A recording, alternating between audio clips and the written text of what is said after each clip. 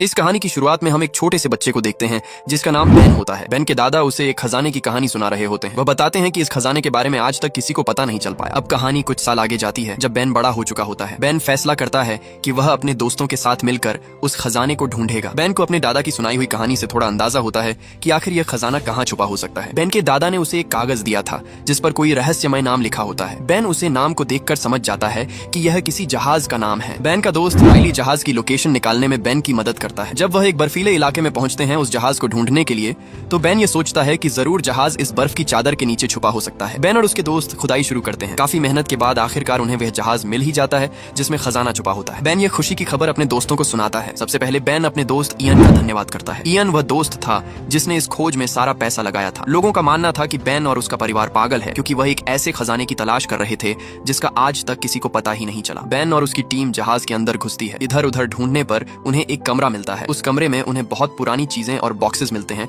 जिसमें बारूद होता है। थोड़ा और खोजने पर बेन को एक डेड बॉडी मिलती है जिसने एक बॉक्स को बहुत कस कर पकड़ा होता है। जब बेन उस बॉक्स को चेक करता है तो उसको उसके अंदर एक पाइप मिलती है। बेन सोच में पड़ जाता है कि आखिर ये क्या चीज है जिसके लिए कोई अपनी जान देने को तैयार हो गया। थोड़ा ध्यान देने पर वह देखता है कि उस पाइप पर कुछ लिखा होता है। उसको समझने के लिए वह अपने खून का इस्तेमाल करता है। खून लगाने पर वह समझ जाता है कि यह खजाने का एक और सुराग है। इस बात पर इयन बहुत गुस्सा हो जाता है क्योंकि इतना पैसा लगाने के बाद भी उन्हें सिर्फ एक सुराग मिला। लेकिन बेन अपनी होनहारी से उस पहेली को सुलझा लेता है और वह बताता है कि यह उसी रहस्यमय खजाने का नक्शा है जो अमेरिका के सबसे जरूरी डॉक्यूमेंट डिक्लेरेशन ऑफ इंडिपेंडेंस के पीछे छुपा हुआ है। जैसे ही बेन कहता है कि उस डॉक्यूमेंट को मिलना और उस तक पहुंचना बहुत ज्यादा मुश्किल है, तो उसी वक्त बेन का दोस्त इयन कहता है कि क्यों ना हम उसे चुरा लें। बेन फौरन इस बात से इनकार कर देता है कि मैं ऐसा नहीं कर सकता। तभी बेन का दोस्त इयन अपने एक आदमी को बेन पर बंदूक तानने का इशारा करता है। लेकिन फिर इयन सोचता है कि अगर बेन को मार दिया तो आगे की पहेलियां कैसे सुलझाई जाएंगी। इसलिए वह बेन के दोस्त राइली को जान से मारने की धमकी देता है। लड़ाई ज्यादा बढ़े उससे पहले ही बेन एक फ्लेयर स्टिक जला देता है। बेन कहता है अगर तुम लोगों ने लड़ना बंद नहीं किया तो मैं इसे बारूद के ऊपर फेंक दूंगा। सबको लगा कि बेन मजाक कर रहा है, लेकिन बेन सच में वह फ्लेयर जमीन पर फेंक देता है। फ्लेयर बारूद के ऊपर गिर पड़ता है। इससे पहले ही इयन उसको पकड़ लेता है, लेकिन इयन के हाथ पर भी थोड़ा बारूद लगा होता है जिसकी वजह से उसके हाथ में आग लग जाती है और डर के मारे फ्लेयर उसके हाथ से नीचे गिर जाता है। फ्लेयर के नीचे गिरने की वजह से बारूद को आग लग जाती है। इससे पहले कि जहाज फट पड़ता, इयन और शॉ फौरन जहाज से बाहर भाग जाते हैं और वह बेन और राइली को अंदर ही छोड़ देते हैं। लेकिन अंदर बेन को एक गुप्त दरवाजा मिलता है। उस दरवाजे की वजह से वह दोनों वहां से बच निकलते हैं। पूरा जहाज ब्लास्ट हो जाता है। बाहर इयन ये समझता है कि बेन और राइली मर चुके हैं, लेकिन शहर लौटने के बाद बेन और राइली दोनों FBI के हेडक्वार्टर्स में जाते हैं और वह उन्हें बताते हैं कि कुछ ही दिनों में एक आदमी डिक्लेरेशन ऑफ इंडिपेंडेंस को चुराने वाला है। लेकिन वह लोग इनकी बात को सीरियस नहीं लेते। फिर वह दोनों नेशनल म्यूजियम में जाते हैं जहां वही कीमती डॉक्यूमेंट मौजूद था जो चोरी होने वाला है। वह लोग वहां की डायरेक्टर एबिगेल से मिलते हैं और जब वह उन्हें सारी बात बताते हैं कि इस डॉक्यूमेंट के पीछे एक रहस्यमयी नक्शा छुपा है, तो एबिगेल उनकी बात पर विश्वास नहीं करती। उसे लगता है कि वह झूठ बोल रहे हैं। वह दोनों निराश होकर एबिगेल के ऑफिस से बाहर आते हैं। बाहर आने पर वह उसी डॉक्यूमेंट को ध्यान से देखते हैं। तभी बेन कहता है कि इयन से हमें इसे चुराना होगा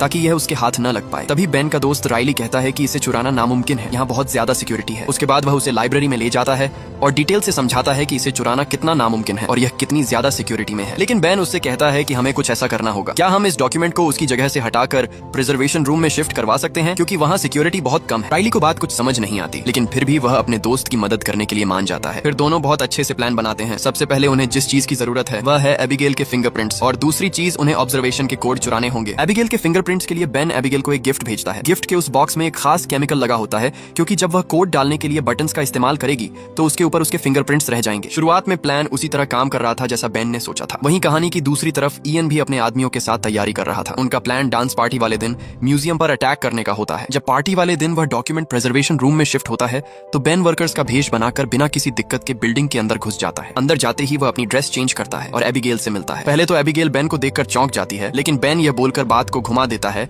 कि उसने म्यूजियम को बहुत बड़ा डोनेशन दिया है। बेन बातों ही बातों में एबिगेल के हाथ से उसका ग्लास पकड़ लेता है। उस ग्लास पर उसके फिंगरप्रिंट्स लगे होते हैं। दूसरी तरफ इयन अपने आदमियों के साथ म्यूजियम पहुंचता है। वह लोग एक होशियार रास्ते के जरिए बिल्डिंग के अंदर घुसते हैं। कुछ देर बाद बेन प्रिजर्वेशन रूम में जाता है, लेकिन जब राइली कैमरा से सब चीजों पर नजर रखे हुए था तभी इयन का एक आदमी कैमरा के एक्सेस को ब्लॉक कर देता है। वहीं बेन डॉक्यूमेंट को लिफ्ट के जरिए नीचे लेकर जा रहा होता है।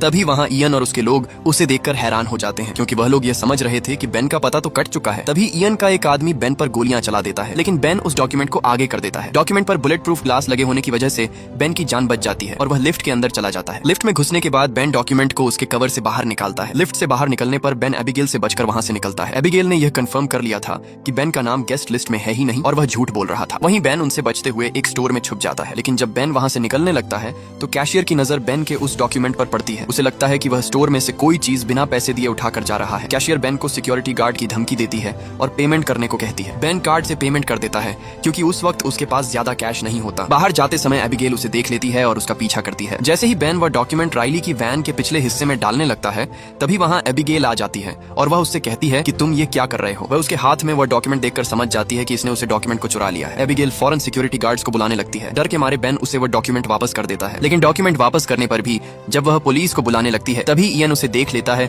और उसके पीछे जाता है। बेन एबिगेल को बचाने की पूरी कोशिश करता है लेकिन वह नाकाम हो जाता है और वह लोग उसे पकड़ कर ले जाते हैं। वहीं दूसरी तरफ म्यूजियम में गार्ड्स को पता चल जाता है कि डॉक्यूमेंट चोरी हो गया है। तुरंत म्यूजियम में हल्ला मच जाता है और FBI एजेंट्स वहां पहुंच जाते हैं। वहीं इयन एबिगेल से डॉक्यूमेंट मांगता है लेकिन वह उसे मना कर देती है। अचानक उनके सामने एक ट्रक आ जाता है और ड्राइवर डर के मारे ब्रेक मार देता है। ब्रेक मारने की वजह से पीछे सभी लोग वैन में गिर जाते हैं। एबिगेल भागने की कोशिश करती है लेकिन बदकिस्मती से वह वैन के दरवाजे के साथ लटक जाती है। वहीं राइली और बेन उनके पीछे आ रहे होते हैं। एबिगेल की जान बचाने के लिए बेन कोशिश करता है लेकिन इयन उससे वह डॉक्यूमेंट छीन लेता है। बेन अपनी पूरी कोशिश से एबिगेल को वैन में खींचकर उसकी जान बचा लेता है। इयन वहां से फरार हो जाता है लेकिन जब इयन डॉक्यूमेंट को चेक करता है तो उसे पता चलता है कि बेन उसे चकमा देकर भाग गया है। रियल डॉक्यूमेंट तो बेन के पास है। एबिगेल बेन पर चिल्लाने लगती है कि उसने वह डॉक्यूमेंट चुराया और अब वह इयन के गलत हाथों में चला गया है। लेकिन तभी बेन वहां से असली डॉक्यूमेंट निकालता है और बताता है कि उसने एक नकली डॉक्यूमेंट भी खरीदा था ताकि जरूरत पड़ने पर वह होशियारी दिखा सके। बेन एबिगेल को बताता है कि मैंने डॉक्यूमेंट को सिर्फ इस वजह से चुराया था ताकि इयन उसे न चुरा सके क्योंकि वह भी खजाने की तलाश में है। तभी बेन और राइली डॉक्यूमेंट के पीछे कोई केमिकल लगाने की बात करते हैं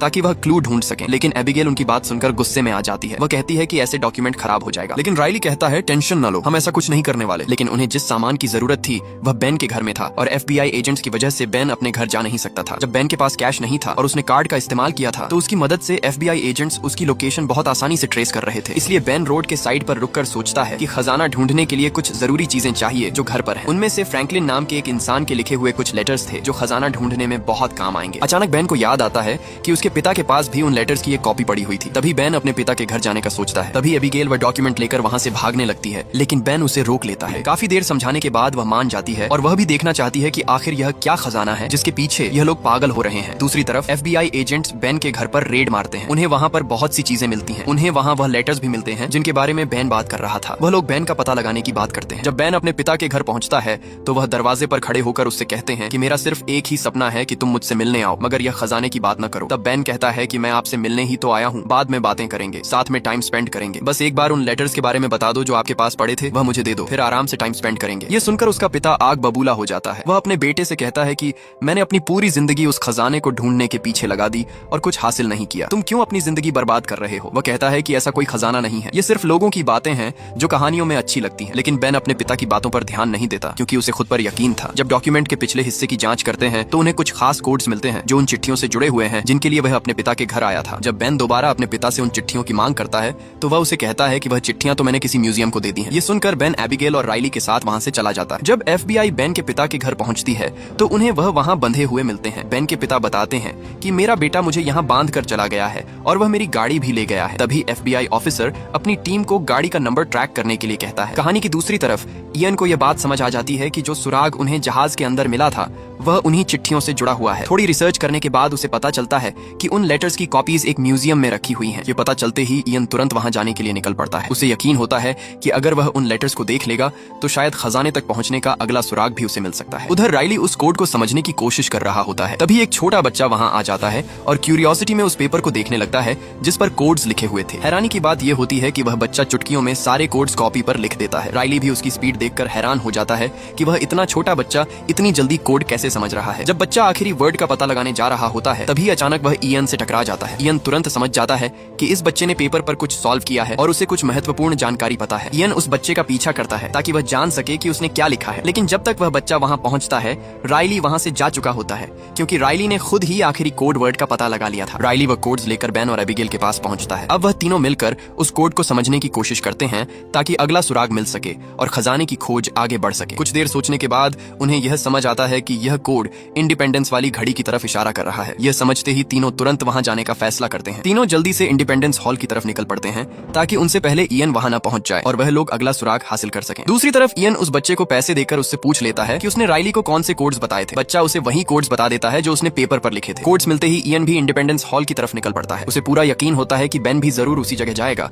क्योंकि सुराग वहीं की तरफ इशारा कर रहा था। वहां पहुंचकर बेन घड़ी की डायरेक्शन को ध्यान से फॉलो करता है। वह आसपास की दीवारों को ध्यान से देखता है ताकि उसे कोई छुपा हुआ निशान या सुराग मिल सके। तभी उसकी नजर वॉल की एक ईंट पर पड़ती है जो बाकी ईंटों से थोड़ी अलग लग रही थी। जब वह उस ईंट को वहां से हटाता है तो उसे दीवार के अंदर से एक अजीब सा चश्मा मिलता है। बेन तुरंत एबिगेल और राइली को वह चश्मा दिखाता है। तीनों को समझ नहीं आता कि आखिर इस चश्मे का खजाने से क्या संबंध हो सकता है। बेन वह चश्मा पहनकर म्यूजियम से चुराए हुए उसी डॉक्यूमेंट के पीछे देखता है। जैसे ही वह चश्मे से देखता है उसे डॉक्यूमेंट पर एक अजीब सा निशान दिखाई देने लगता है। उस निशान के साथ कुछ मैसेज भी लिखा हुआ होता है जो पहले बिना चश्मे के दिखाई नहीं दे रहा था। अब उन्हें समझ आता है कि यह चश्मा एक खास क्लू दिखाने के लिए बनाया गया था। लेकिन तभी वह देखते हैं कि इयन भी अपनी टीम के साथ वहां पहुंच गया है। यह देखकर तीनों तुरंत अलग अलग होने का प्लान बनाते हैं ताकि डॉक्यूमेंट सुरक्षित रह सके। बेन डॉक्यूमेंट एबिगेल और राइली को दे देता है और वह दोनों वहां से निकल जाते हैं। बेन खुद इयन का ध्यान अपनी तरफ खींचने की कोशिश करता है। काफी दूर निकलने के बाद अचानक एक बस उनके सामने आ जाती है और उनका एक्सीडेंट होते होते बच जाता है। उसी अफरा तफरी में इयन उनसे वह डॉक्यूमेंट छीन लेता है। एबिगेल और राइली तुरंत बेन को फोन करते हैं और उसे बताते हैं कि इयन ने डॉक्यूमेंट उनसे छीन लिया है। ये सुनकर बेन उन्हें गाड़ी के पास मिलने के लिए कहता है, लेकिन एफबीआई को बेन की गाड़ी पहले ही मिल चुकी होती है। जैसे ही बेन वहां पहुंचता है एफबीआई टीम उसे पकड़कर अरेस्ट कर लेती है। कुछ ही देर बाद एबिगेल और राइली भी वहां पहुंचते हैं, लेकिन जैसे ही वह एफबीआई एजेंट्स को देखते हैं वह डर के मारे वहां से भाग जाते हैं ताकि पकड़े न जाएं। एफबीआई की कस्टडी में बेन एफबीआई ऑफिसर को सारी कहानी बताता है, किस तरह वह सब पहेलियों को सुलझा सकते हैं और किस तरह इयन ने वह डॉक्यूमेंट उनसे छीन लिया है। एफबीआई ऑफिसर को बेन के पास से वह अजीब चश्मा भी मिल जाता है। तभी बेन को इयन का कॉल आता है। एफबीआई ऑफिसर उसे स्पीकर पर बात करने के लिए कहता है। इयन बेन को धमकाता है और उससे वह चश्मा किसी पब्लिक प्लेस में लाने के लिए कहता है। वह यह भी धमकी देता है कि अगर उसने एफबीआई एजेंट्स को कोई भी बात बताई तो वह उसके दोस्तों को जान से मार देगा। अब एफबीआई इयन जैसे अपराधी को हर हाल में पकड़ना चाहती थी। एफबीआई ऑफिसर बेन से उससे मिलने के लिए कहते हैं और उन्होंने हर तरफ अपने आदमी तैनात कर दिए। लेकिन जब बेन वहां पहुंचता है तो पता चलता है कि यह सब इयन की चाल थी। तभी इयन के लोग बेन को एफबीआई ऑफिसर से छुड़ा कर ले जाते हैं। रास्ते में एबिगेल ने बेन को कॉल किया और उसे बताया कि उसने इयन के साथ डील की थी, लेकिन इसके लिए बेन को उसे खजाने तक ले जाना होगा। जब दोनों मिलते हैं तो बेन उसे वह डॉक्यूमेंट और वही पाइप वापस करता है जो जहाज में मिली थी। फिर इयन बेन से पिछला क्लू मांगता है, लेकिन बेन कहता है कि मेरे पास कुछ नहीं है। तभी इयन बेन को दिखाता है कि उसने उसके पिता को किडनैप किया हुआ है। इस धमकी की वजह से बेन को उसे बताना पड़ता है कि चश्मे की मदद से जो निशान उसने देखा था वह एक चर्च का सिंबल है। उसके बाद सब लोग उस चर्च में जाते हैं। वहाँ बेन दोबारा उसी चश्मे का इस्तेमाल करता है। इस बार उसे एक और सुराग मिलता है। उसे एक अजीब सा निशान मिलता है। वहाँ सब लोग कंफ्यूज हो जाते हैं कि आखिर ये क्या है। तभी उन्हें समझ आता है कि चर्च के नीचे कोई जगह है जहाँ लोगों को दफनाया जाता है। तब इयन और उसकी टीम उसी जगह पर नीचे जाते हैं। बेन का पिता चुपके से उसे बताता है कि उन्हें कोई होशियारी करनी होगी क्योंकि इयन सिर्फ हमें अपने काम के लिए इस्तेमाल कर रहा है, बाद में वह हमें जान से मार देगा। तभी इयन बेन से अगला क्लू पूछता है। वह लोग वहाँ एक दीवार तोड़ते हैं जहाँ पर उन्हें एक सुरंग मिलती है। इयन बेन को अंदर जाने के लिए कहता है। अंदर उन्हें हजारों साल पुरानी एक जगह मिलती है। वहाँ लकड़ी की सीढ़ियाँ और एक बहुत पुरानी लिफ्ट भी थी। बेन के पिता कहते हैं कि यह सीढ़ियाँ बहुत खतरनाक हैं क्योंकि यह बहुत साल पुरानी है। अगर इन पर चला तो यह टूट सकती है। लेकिन फिर भी इयन सबको नीचे जाने के लिए कहता है। जब सब लोग सीढ़ियों से नीचे उतर रहे होते हैं तो आखिर वही होता है जिसका डर था। सीढ़ियाँ टूट जाती हैं और इयन का आदमी शॉ नीचे गिरकर मर जाता है। सारी सीढ़ियाँ टूटने लगती हैं और सभी लोग बड़ी मुश्किल से लिफ्ट पर चढ़कर अपनी जान बचाते हैं। वह लिफ्ट उन्हें एक खाली कमरे में पहुंचा देती है। इयन बेन से खजाने के बारे में पूछता है। बेन ऐसा नाटक करता है जैसे उसे कुछ पता ही ना हो। इयन उसे धमकाता है कि अगर तुमने नहीं बताया तो मैं तुम सबको यहीं छोड़ दूंगा। तभी बेन का पिता बताता है कि अगला सुराग इस लैंटर्न के अंदर छुपा है। वह बताता है कि ऊपर चर्च में भी एक ऐसी ही लैंटर्न रखी है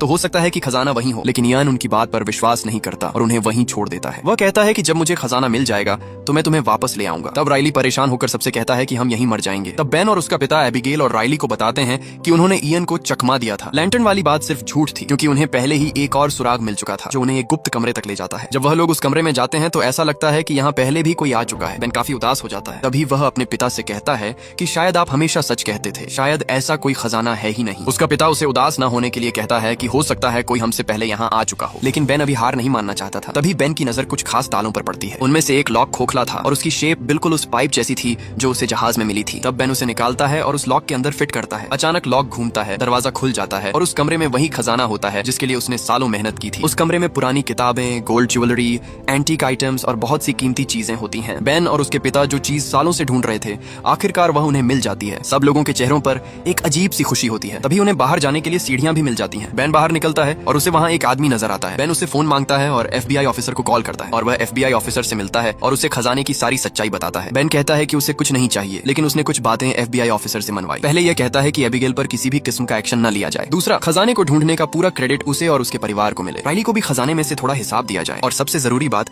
बेन जेल न जाए। FBI ऑफिसर उसकी सब बातें मान लेता है और बाद में इयन भी पकड़ा जाता है। कुछ ही दिनों में खजाना दुनिया भर के म्यूजियम में भेज दिया जाता है। एक दिन सब लोग जब आपस में जमा होते हैं और बहुत खुश होते हैं, तभी राइली बेन से कहता है, तुमने सरकार को खजाना क्यों नहीं दिया? बेन मुस्कुराता है और कहता है, कम से कम कुछ तो लेते। बेन कुछ नहीं कहता। राइली एक लग्जरी कार में बैठा होता है, जिससे पता चलता है कि राइली को खजाने में से कुछ हिस्सा मिल चुका है। जब वह चला जाता है तो हमें पता चलता है कि बेन और एबिगेल ने शादी कर ली है। कहानी के आखिर में वह दोनों नए घर के अंदर चले जाते हैं। उम्मीद है आपको ये वीडियो जरूर पसंद आई होगी और इस वीडियो को लाइक और चैनल को सब्सक्राइब जरूर करें। मिलते हैं किसी नेक्स्ट वीडियो में। Thanks for watching.